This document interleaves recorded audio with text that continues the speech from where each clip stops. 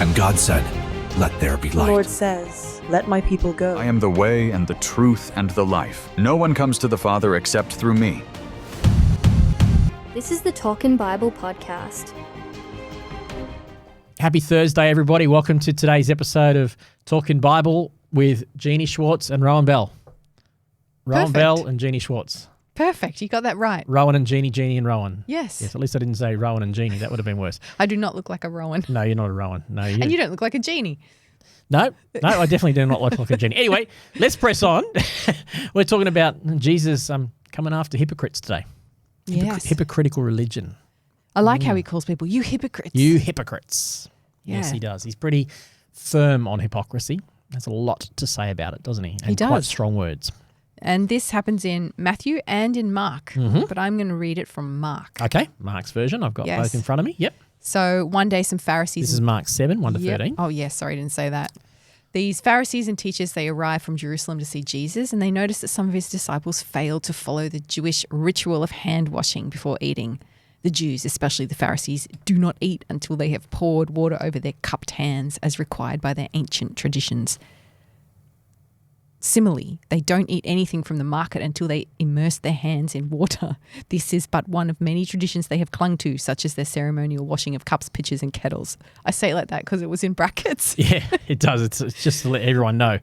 So the Pharisees and teachers of religious law asked him, "Why don't your disciples follow our age-old tradition?" And Jesus replies, "You hypocrites! Isaiah was right when he prophesied about you, for he wrote, 'These people honor me with your lips, but their hearts are far from me.'" This is what you were talking about on Monday. Yes, it was. You The mentioned Pharisee and the this tax verse. collector. Yep. Yeah. Yep. Their worship is a farce. Can you imagine hearing Totally. him say this? They've gone through all of this ritual and they look all holy, and Jesus saying it's all a farce. For they teach man-made ideas as commands from God. So was this actually a man-made idea? Yes. Does it appear anywhere in the Leviticus laws? No. These are specifically before this. It talks about traditions. So these traditions were rules that had been built into Jewish practice in the few hundred years after the exile before Jesus.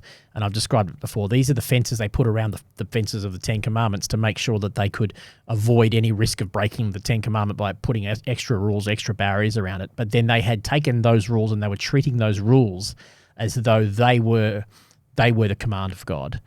And the problem with that, even that necessarily in and of itself isn't necessarily a bad thing, to put a rule in place, put a guide, put a code of conduct in place that says, hey, we want you to avoid breaking this, therefore don't cross this boundary. But there's a difference between saying it's not wise to cross this boundary because we want to protect you, and saying this is the God-given boundary and you're a sinner if you cross this boundary. That's where they had gotten themselves out of whack.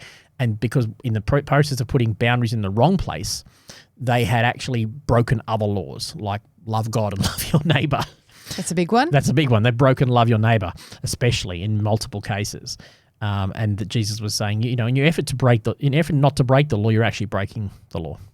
And was this just a light hand washing, or what was this? This was a ceremonial hand washing. So before they ate, they had to do... I think they poured water over their hands in a ceremonial way. Is that what your notes say? Something like that? No, I don't have notes about it. I think, it's not a hand washing for cleanliness. It's a ceremonial washing based on some kind of...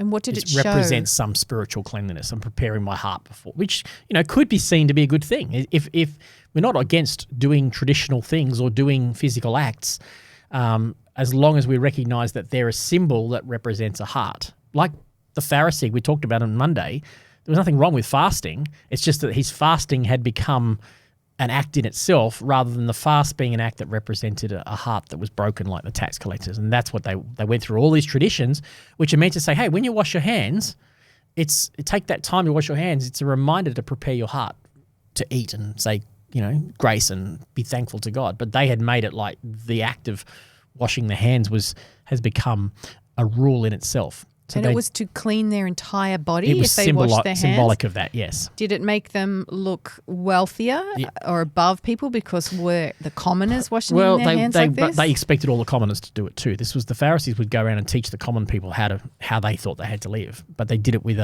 Jesus says to the Pharisees, you weigh people down with burdens that you can't even carry yourself, is how he described it. So they're going around teaching this stuff as though this is the command of God, and they weren't even obeying the law themselves. Okay, so assuming then, off what you're saying, that not everybody had the time to wash their hands in such a pompous way. Maybe so, yeah. And Yeah, that would be a valid point. point. That become a burden for people. Yep, that's true. That might have been an issue. Yeah, good point.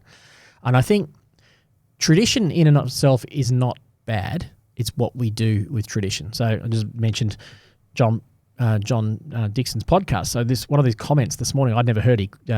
AJ Swoboda was being interviewed. I like him. And he's a theologian, a scholar, and he quoted some might have been C.S. Lewis or some other person, and he said, let's see if I can get it right because I only heard it the once. He said something like, tradition is the living faith of dead people. Traditionalism is the dead faith of living people. Okay. So Right. tradition is the living faith of dead people. So we look back and we say, what have people done in the past that, Yep. and we honour the tradition, and we recognise there's life in that. We have this tendency to always think the latest and the greatest, and we don't look back at those that have gone before us that have paved the way for us, and we should have respect for that. We should have respect for tradition. But when we take tradition and make it hard and fast rules to live by, we've turned it into traditionalism, which actually is the dead faith of living people, which is what these Pharisees were doing. No doubt a few hundred years before, there were good reason for them to do this, but they had made the tradition into traditionalism, and it became death to them rather than the life that was probably originally intended. So that's why Jesus says you skillfully sidestep God's law in order to hold on to your own tradition. Traditions, yes. And then he goes on to say in verse 10, for instance, Moses gave you this law from God, honor your father and mother, and anyone who speaks disrespectfully of father or mother must be put to death. Did he really? That's very violent. Yes. Well, it was in the He Ten did. Commandments. Must be put to death? I think it's in the Ten Commandments. Honor your mother and not- father. No, it doesn't No, say that in the Ten It doesn't Commandments. say does it? death in the Ten Commandments. No, it doesn't. It says in the Ten Commandments that you honour your mother and father that it may go well with you and you may live a good life in the land. Yes. So that's a good question. Where does it say that? Have you got your Bible in front of you? No, I don't. Where does it say disrespectful? I'm going to check that. Carry on, Jeanie. I'm going to find out. Because I question that because in another verse later on, Jesus says, love your enemy. You've Yes. heard it said, love your enemies and hate Love your neighbour and hate your enemies. And hate your enemies. Sorry, I say yes. love your enemies. Yep. Yes, but that's actually not in there. Hate your enemies is not. No, it's not in there. the That was in the Bible. tradition. That bit was. What verse are we in, Jeanie? You're in verse 10. Verse 10.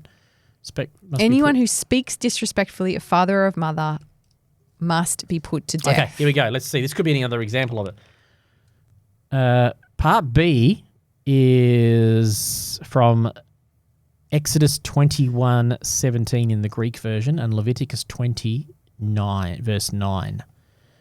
So it is there. It's not directly in the Ten Commandments, which is Exodus 20, but it is there. So it will be in the exact. And what does it say? I'm going to have to look it up. Exodus 21:17. Let's just see what it says. I'll go Exodus 21:17 and give me a minute.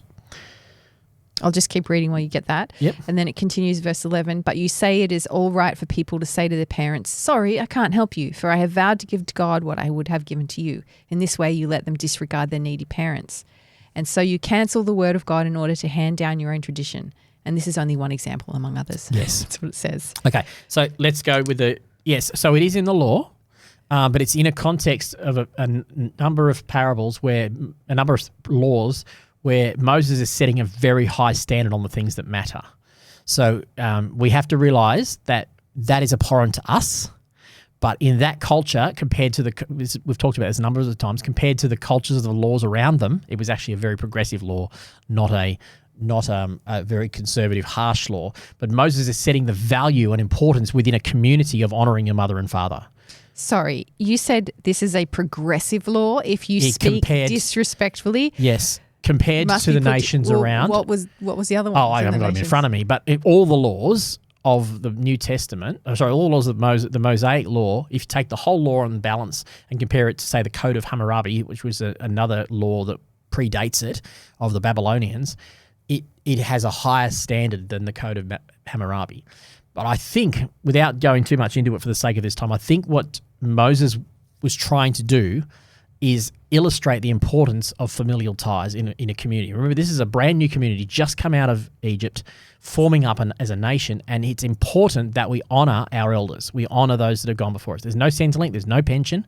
So the honouring of those who have raised you, the honouring of the community, it was important because in ancient cultures, they had no problems just dissing the old people and saying, you're past it, you're not fight anymore, we'll just leave you. You leave you to die because you're no good to us anymore because you can't fight for our community. In fact, you're becoming a drain on our resources. That would have been a normal thing in society. So you can see why Moses is up in the ante here and going, oh, you got to take this seriously. If you just dismiss your parents, you're worthy of death. Does that make sense? Yes. I think that's what doubling Jesus down is. on doubling the down on it. 10 Commandments, Yes, really. exactly. And Jesus is saying, look, that's there. This is how seriously I want you to treat your parents. But now in your tradition, you're saying, in your modern tradition in his time, to the Pharisees saying, but you're actually saying, actually, I don't have to give you anything, parents, because I'm donating my money to God. So they've worked their way around They've worked their way around something that was vehemently strong in the law. And in their situation, I talked about this a few weeks ago when I preached this passage, that he says, anything you say, anything that I was going to give to you as a parent, I'm now just donating it to God. So you can't have it, and I'm going to be more holy because I'm donating it to God. When I dug into it more recently, I'd never seen this before. The problem was they could donate it to God, but they didn't have to donate it to God till they died. So they were basically just saying, my estate belongs to God, not to my parents now. So it was a cop-out from honouring their parents, but meanwhile, they could live with all the money. Yes, and even when they died, that would be disputed. It would even be disputed at that point. Yes, their own children could take it. They could take. So what they were doing was completely circumventing the law by tradition. They were finding a way to use tradition for selfish purposes, and that's what Jesus is coming against. That's why he's saying, so you cancel the word of God in order to hand down your own tradition. Yep. And we do that when we make traditions into traditionalism, where we make the fence the rule, the way to do things, the only way to do things, and sometimes we miss the other things. Jesus says to the Pharisees, you tithe a tenth of your mint in your garden, but you neglect justice and the love of God. They miss or he says you strain out a gnat and you swallow a camel. You miss the big picture and you get the small stuff. So this is about the heart again. It's the heart again. Yeah, totally. Jesus spends a lot of time talking about what's in the heart. The heart is deceitful beyond all things. Who can comprehend it, is what the scriptures say.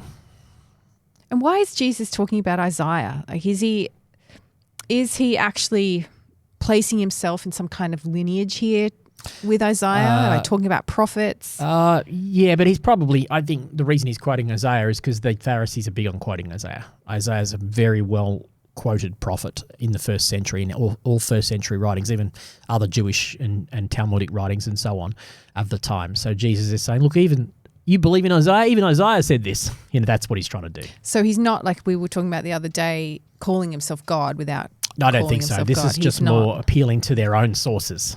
A good lawyer will, use their own sources against them.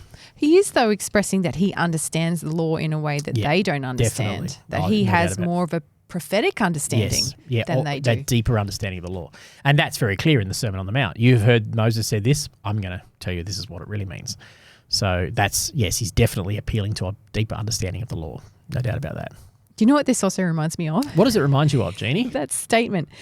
Cleanliness is next to godliness. You think you've talked about that before. Cleanliness, is it really? Next to godliness. Haven't you ever heard people say that? I've heard it say it. Yeah, I've heard it say it. But I'm saying, is it really that important? But put it here, like if you have a clean home, this is reference to a home, right? If your home is really clean, you look like a really good person. You look like the Pharisee who has everything, all the ticks marked and everything. And yep. Yes. Well, I just got distracted on my thought. No. I think I've told this story before, how when I first came on pastoral staff at another church and Jill went to see the pastor and said, well, what do you need from me? And we've got 3 kids at home and she says, well, what I need from you is just that you keep your house clean in case someone comes over when they've come to visit, and just make sure your lawn's mowed. See, that is you have said exactly what I'm trying to say, and what Jesus was saying. Is that no? Yes, with the Pharisee. So the problem there was, it might be good to keep your house clean, but not for the sake of trying to keep up appearances, because I want other people to come and feel welcome. But but it's also unrealistic. If that's all that really matters, that's going too far. So, yeah, and my lawn was never mowed. We lived on a corner block. It was like, oh no, we couldn't afford to get a lawnmower person at the time, and so yeah, it was a point of contention. We weren't really living the godly cleanliness life. When we had a young family with 5 kids. My mother-in-law taught me that if you have a pristine home, it actually does nothing for creating relationships and building trust. I would agree with that. So if you leave your home slightly disordered, and I would say in my case, very disordered, it actually makes people more comfortable. I agree 100%. And you have a more of an honest relationship. Wise words from Mrs. Schwarz right there, I think. Yes, absolutely. Yes, yeah. I think of it a lot, and it's my excuse to not clean my house. Yeah, that's right. Well, let's go with that. Because godliness is next to uncleanliness. Yes, let's go with that. I like it. And it does illustrate this point that we can make rules into some kind of sign of godliness, and we miss. As Jesus says, you're straining out a gnat. You've got a strainer out in case you get a tiny little unclean little gnat that you drink. Meanwhile, you just gulp down an unclean camel because you missed the forest for the trees. You have just said that so succinctly. Oh, it's Jesus' words. All right, thoughts provoking there. Let's not be. So who is Jesus? You always ask me that question. Yeah, well, I'm on my search. I should prepare it, shouldn't I? I should prepare an answer. I'm looking for this man. Okay. Yes. No, I totally get it. Let me have a think about what I'm going to say about who Jesus is in this story. You ever think? Have you got an answer? You just ask me. No. Who is he to me? I think he does honor the law. He's actually honoring the 10 Commandments. He is a man that holds the law into his heart, and the way he says it makes me think there's more to the 10 Commandments than I realized. Yeah, because there's something important about respecting your mother and father. Yeah, good point. Yes. So he is digging into and showing that he has a bigger grasp on the spirit of the law. Yes, that they're missing. Yes, this is not a Jesus disconnected from the Old Testament. Yeah, this great is Jesus actually saying... Actually more connected to the Old Testament than they could ever have been. Yep. Well done. I like that. Yes. It shows that he is the fulfillment of the law. He is the one who didn't break any law. Correct. Yeah. Jesus said, not one jot or tittle, not one cross of a T or a dot of an I. Saying these amazing things. But what do you think? I think let's go with that Jesus is the fulfillment of the Old Testament principles of the law. He came to show us how to live right. And all of their interpretations and all of our interpretations that lead to self-righteousness actually undermine who God really is. And Jesus is trying to correct that and say, hey, there is a way to live. That it's not about all kinds of obeying rules and looking down on others. That's hypocritical. It's about love. It's about and respect. Respecting others, loving others, honouring others, treating others with the dignity they deserve, honouring God through honouring others. I think that's a good way to go. I'm happy with that. I am too. Good. Let's just put it into practice now, folks. Oh, that part of that it bit too. That takes some work. All right. Tomorrow's episode, last one for the week. Many disciples are going to desert Jesus. Desert. My word. Not have dessert. Not have dessert. There's only one S. Not eat Jesus. Yeah, not eat Jesus. They're going to desert him. They're going to leave him. John 6. So we'll talk to you tomorrow.